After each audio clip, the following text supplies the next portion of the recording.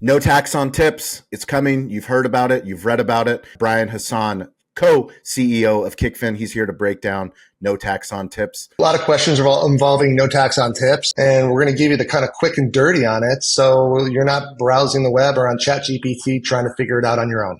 Let's get into it.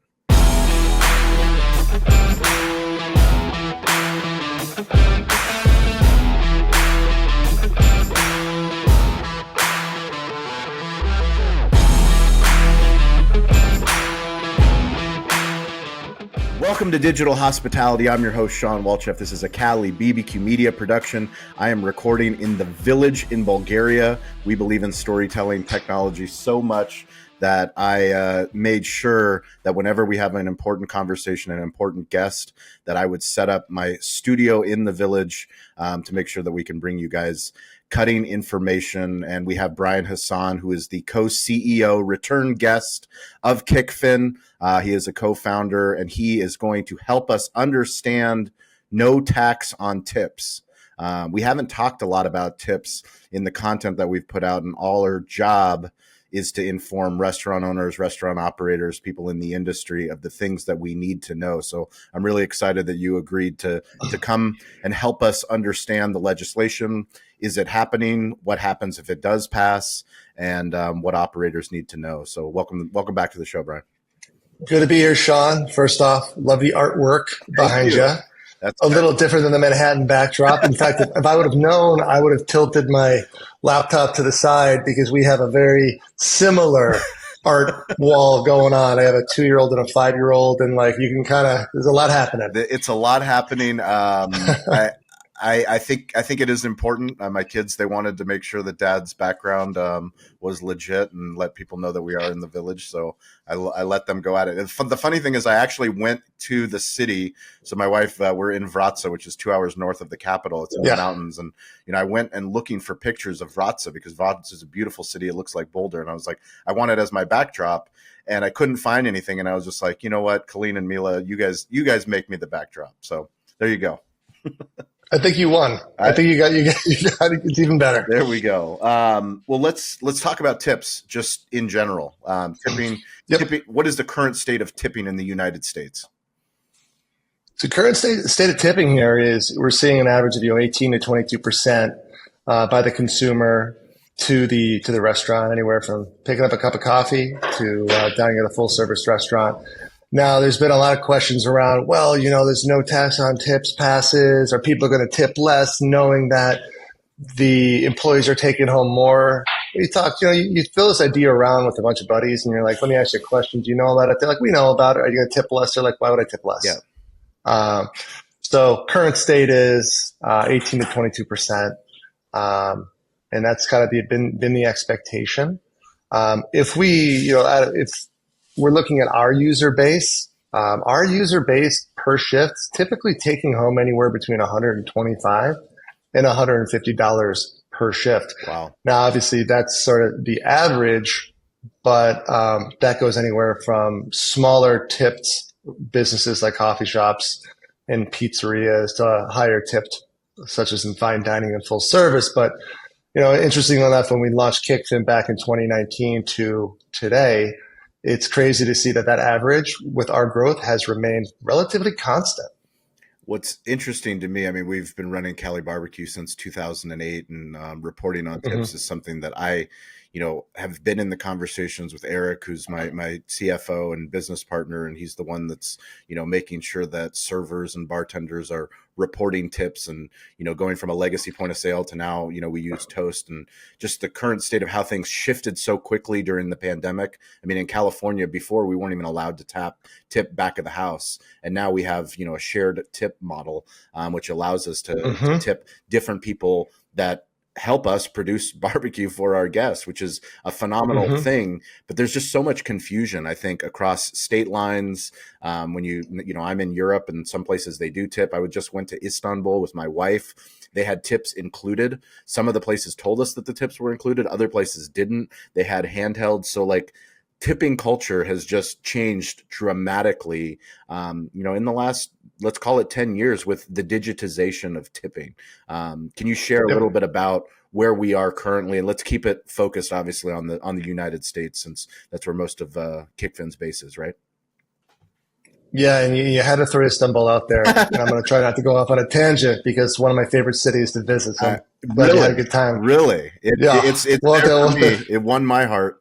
Won me and my wife. Amazing. It's a phenomenal place. And anybody that's watching or listening to this, please go to our YouTube channel. We visited the best döner place in the world.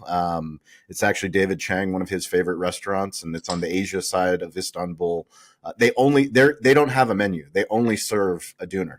That's it. That's all you get. Wow. 1 portion, 2 portions, or 3 portions. They have 25 motorcycles outside of the shop for delivery. Every single day they do first party delivery on motorcycles. 150 workers. It's a phenomenal, beautiful business.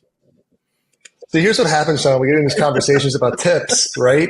And like 90% of the time, we end up talking about like food and restaurants and travel. Yeah. So I was trying not to take my own bait there. Yeah. But to answer your question, like in the U.S., the digitization of tips, the Visa, I think it was a few years ago in the Q3 earnings call, had mentioned that 90% of restaurants are still distributing tips with physical currency. Wow. And it's remarkable. I mean, you see a lot of like technologically forward businesses. Some are putting tips on payroll and others are paying it out digitally via Kickfin or comparable solutions. But it's still really blue ocean for us because I can't tell you how many restaurants come to us on a monthly basis saying we just have to get rid of cash. We have to get rid of cash. And so there's still a massive opportunity there. And I think with a lot of restaurateurs, it's sort of lower on the list primarily because like they're like, first thing I need to do, I need to get to rebuild my tech stack. I need to go to a POS like Toast. That's priority 1. Okay, got the heartbeat of the business going here. Yep. Number 2, all right, let's start looking at my back office accounting, my back office operating. And they start going down the list. But what's interesting about that is like, while inventory management in some cases may be higher on the list, the impact to the manager on a night-to-night basis is certainly more of an emotional and time impact to them.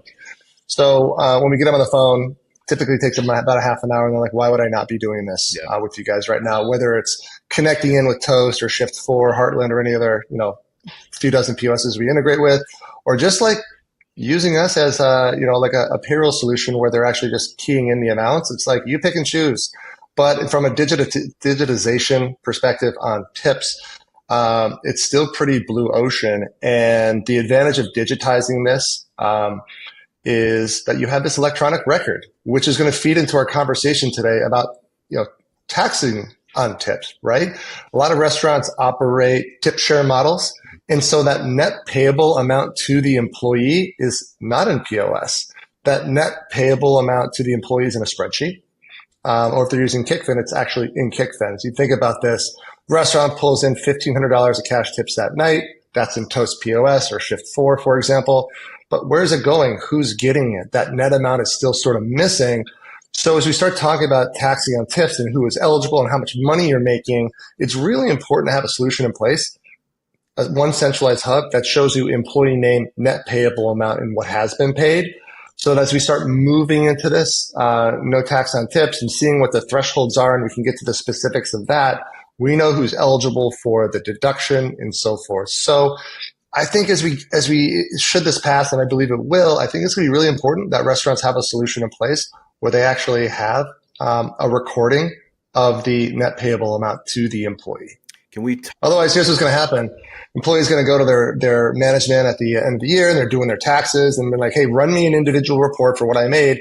Now think about this.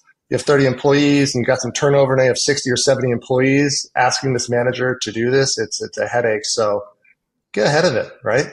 Can you share a little bit about, just the bill itself? Like, how did we get here? And do you think it's going to pass?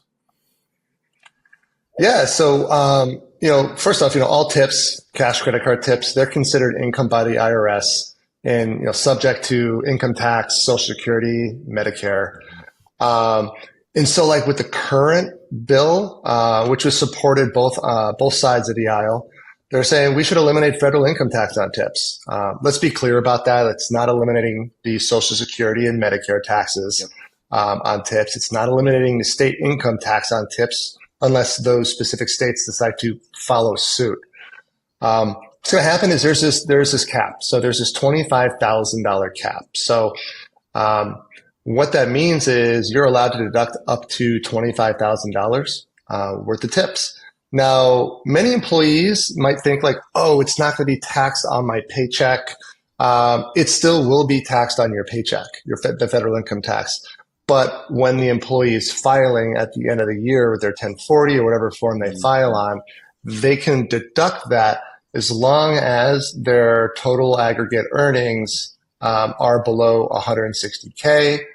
And the tips do not exceed 25K. Like they can deduct up to 25K if they earn below 160K, but every dollar in addition, it's not deductible. We look at our portfolio like, okay, like what does that mean? How much tips do people earn? If we look at the Kickfin customer base, the average employee is earning $22,500 in tips per year in our system. And so that kind of tells us that most employees are going to be eligible for this. Of course, there will be certain states like minimum or tip credit states like Texas, for example, which is $2.13 an hour and a majority of their earnings are in tips. They may be well above the 25K. But again, we're answering this in the bill's current form. It passed the House. It went to the Senate. Senate said, hey, we want to make a few little changes to it. So the Senate and the House have to agree on the final changes before it goes to the president for approval. We know that employees don't always report their tips. How does that play into what this bill is? And I think one of the things that I would love for you to talk about is something that happens, from a management perspective of when people don't report tips and then they go and they try to prove income when they're buying a car, renting an apartment, buying a house. It actually penalizes the employee. Can you share a little bit about that? Yeah, you're right on there. And so let's just say a restaurant or an employee says, listen, at the end of the shift, my employer pays me out this cash. I don't report it. It's completely under the table. So I'm essentially getting my no tax on tips today. So how is this any different? Well, what's happening is the employer, 90% of transactions are being processed in the point of sale. So what's happening is various state agencies have been going after employers on past due taxes for unreported tips. It's very rare you hear about a state agency going after an employee for past due tip taxes because that's a challenging target. It's a lot of resources to go after an individual employee for not a lot of, but it's a lot easier to go after the employer. So this is really kind of coming top down is what we're seeing. The employer's like, well, listen, I have 90% of my transactions are in point of sale, which means 90% of tips are in point of sale. And if there's a huge delta between what my point of sale reports in terms of tipped receivables against what my employees are reporting, red flag, the California EDD comes in or any state agency and says, employer, we need to start auditing your records. And there is fear that the federal government would come in and do the same because while they may not care about trying to collect the FICA from the employer matches that FICA. And so they're going to come after the employee for the past due FICA with added penalties. And so we see like more progressive scaling brands, great operators are like, listen, I just don't want to deal with this. What we're going to go ahead and do is we're going to pay out tips digitally. We're going to keep a digital record of it. We're going to be in preparation because we're not living dollar to dollar. And there are some that are living dollar to dollar restaurant operators. And they may still continue to say, you know what, like we're going to keep doing it the old way. We're going to pay them out in cash. We're not going to report it. They're not going to pay FICA. We're not going to pay FICA. But with the increase of digitization and POS with Toast, Shift4, Heartland, et cetera, we're seeing more employers wanting to keep an accurate record, wanting to pay their employer taxes so that they're not subject to audit. And so from that perspective, I see that the employers are going to need a digital solution to track the tip payables. But it's not without, employee pushback. Like I said at the beginning of answering that question, a lot of employees are like, I'm not paying on unreported cash anyways. To round that out, yeah, you're going to get a car loan. You're going to try to rent an apartment and you got to put down a security deposit. And what are they going to ask you? Hey, I want to see last 3 months earnings. And you show them a $0 paycheck or something like $2.13 an hour because you're hiding all your tips and not reporting them. You're not going to be able to get that lease. You're not going to be able to get that car. So we're actually seeing a lot more employees become more aware of like, we need to build a financial picture for myself. Mm-hmm. So in conjunction with like being in compliance, by being in compliance, it's providing me the ability to actually increase my credit and have the ability to get cars, apartments, homes, etc. Yeah, can you talk a little bit about the culture that transparency brings to an operation? I mean, the fear of the digitization is that someone's going to take my money, which is my money. But in fact, when you have this culture of transparency, when someone is actually figuring out who's getting tipped, how am I getting tipped, when is my paycheck, all of those things come into factor when we all know how high turnover is in our business. We know how hard it is to stand out as other employers or, recruiting people.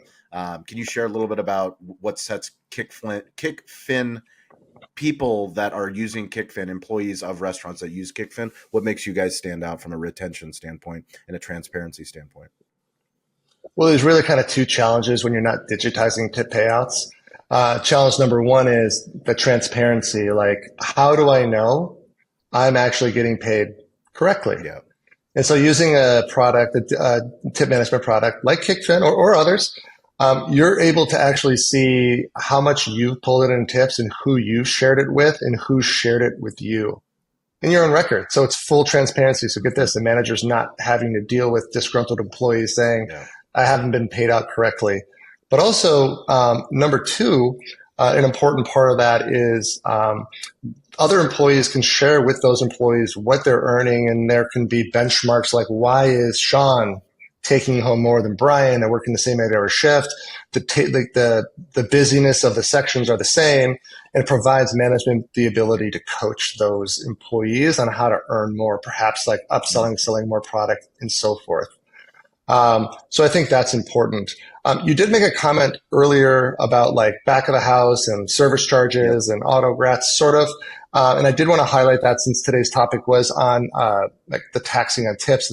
Those are not eligible for the deduction. So if we're talking about service charges, like, hey, our restaurant adds a 20% service charge, and then we divvy it up as we wish. Service charges, those are not eligible for the no tax on tips. So it needs to be tips that are either directly paid to the employee themselves or as a recipient of a tip pool policy or tip share policy. Anything beyond that relating to the bill in its current form is not eligible for the deduction. So if you do end up working for a restaurant that's like doing the 20% service charge and you're excited about this no tax on tips, unfortunately, those restaurants collecting service charges in that manner will not provide the employee the benefit of this prospective new law. Interesting. Well, thank you for that clarification. If we have restaurant owners listening to this, thank you for listening. We appreciate you. It's been a long journey since we first started this podcast. Now to be able to do timely content like this is, it's a privilege. We're very excited. We're grateful, Brian, for you taking the time. But if somebody's listening to this and they're worried that they don't have a digitization tool, what should they know? What advice can you give them? Yeah, I'd say like, hey, listen, we're not here to give the Kickfin sales pitch. There's a lot of solutions out there that provide tip management. We just have been doing it the longest. We've been doing this since 2017. We pay out $2 billion in tips a year across all of our customers. We're the largest platform in the space. We've got the experience. We've got the data points. We've got the customers. We have a lot of customers that are coming to us saying, hey, listen, we haven't changed our tip policies in 10 years, 20 years. Like, tell us what kind of restaurant or bar you operate. We'll share what others and your peers are doing. So we're not just here to say like, hey, let's take what you got and let's go ahead and digitize it. Let's go ahead and share at the same time, share some best practices, because there could be some opportunities to improve current internal processes that are restaurant specific and not Kickfin specific. So if there's any listeners that want to learn more, you can just email me directly at Brian, Brian, at kickfin.com, or check out our website, www.kickfin.com. And we're happy to, answer any questions. You want to know what peers are doing? Do you want to take a look at the product and see how it would help you in current state and how it would help your employees with this new no tax on tips bill from a tracking perspective? Happy to have that conversation. Amazing. If you guys want to reach out to me, I'm weirdly available at Sean P. Welchuff. Instagram's probably the fastest, but just as fast on LinkedIn, TikTok, Facebook, all the platforms. We're grateful for you guys for listening. Brian, thank you for your time. Thank you for what you do for our industry. We're grateful that you guys can come and give us some knowledge. So the people, boots on the ground, the operators out there that are busting their ass, shout out to all the incredible operators that tune into this show and share the show. We appreciate you. We're grateful for you, and we look forward to having you on the show again, Brian. Thank you. Thanks, Sean. Thank you for watching. Thank you for listening. If you've made it this long, you are part of the community. You're part of the tribe. We can't do this alone. We started, no one was listening. Now we have a community of digital hospitality leaders all over the globe. Please check out our new series called Restaurant Technology Substack. It's a Substack newsletter. It's free. It's some of our deep work on the best technology for restaurants. Also, go to YouTube and subscribe to Cali Barbecue Media. Cali BBQ Media on YouTube. We've been putting out a lot of new original content. Hopefully you guys like that content. If you want to work with us, go to betheshow.media. We show up all over the United States, some international countries. We would love to work with you and your growing brand on digital storytelling. You can reach out to me anytime at Sean P. Welchuff on Instagram. I'm weirdly available. Stay curious, get involved, and don't be afraid to ask for help. We'll catch you next episode.